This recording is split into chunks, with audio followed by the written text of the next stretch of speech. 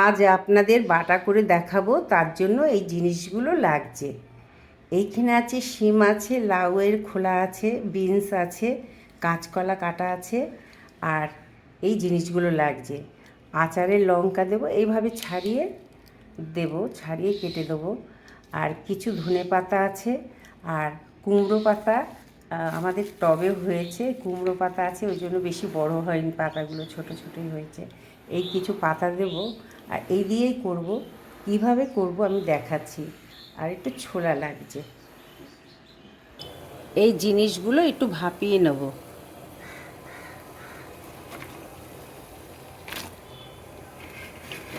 কাঁচকলা, শিম,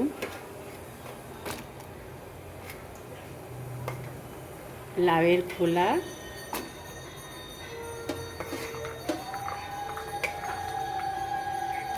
একদম জলটা টানিয়ে নেব।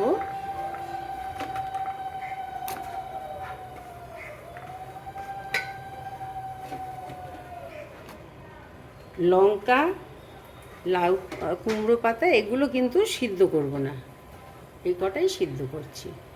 একটু ভাপিয়ে নিয়ে বাটবো। এর মধ্যে অল্প কালো জিরে দিয়েছি, সাদা তিল দিয়েছি, আর 1 চামচ পোস্ত দিচ্ছি। এখানে আছে কালো জিরে, অল্প কালো জিরে দিয়েছি, আর পোস্ত দিয়েছি 1 চামচ, আর 1 চামচ সাদা তিল।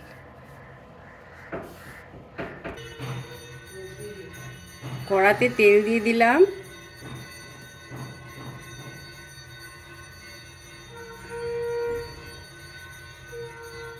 আমাদের ফ্ল্যাটেও সরস্বতী পুজো হচ্ছে,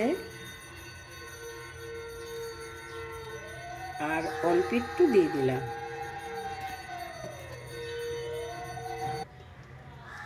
একটা লঙ্কা দিয়ে দিলাম।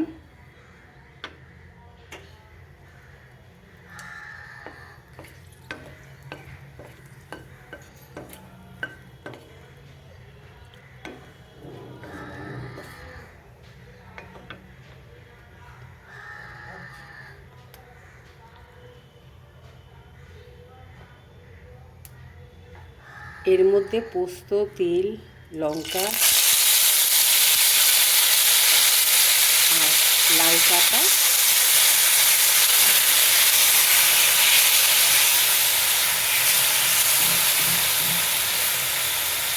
একটু কালো জিরে আছে, দেখিয়েছি।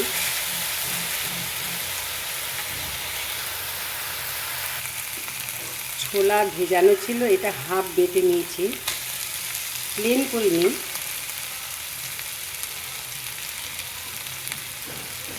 একটু আদাও দিয়েছি, এটার মধ্যে একটু আদাও আছে।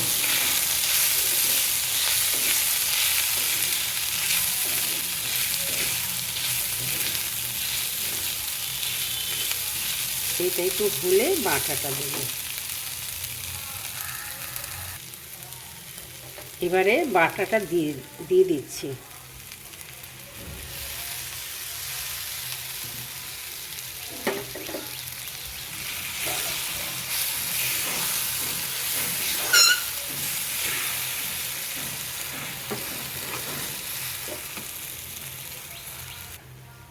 নুন দিয়ে দিলাম, নুন মিষ্টি যার যার স্বাদ মতন দিলেই ভালো হয়। এই যে লঙ্কাটা দিয়ে দিচ্ছি, আচারের লঙ্কা।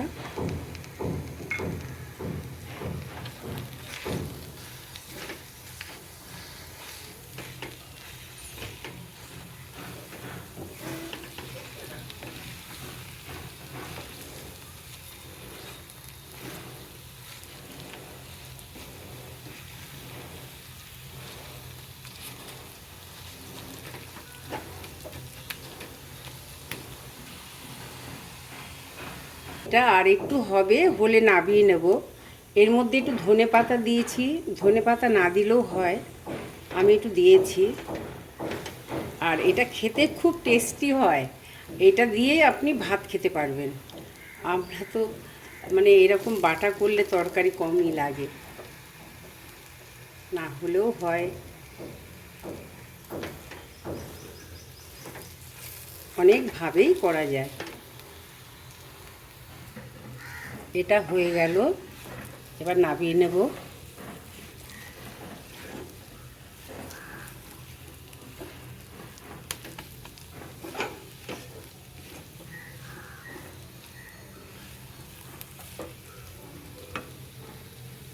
কাজ বন্ধ করে দিলাম।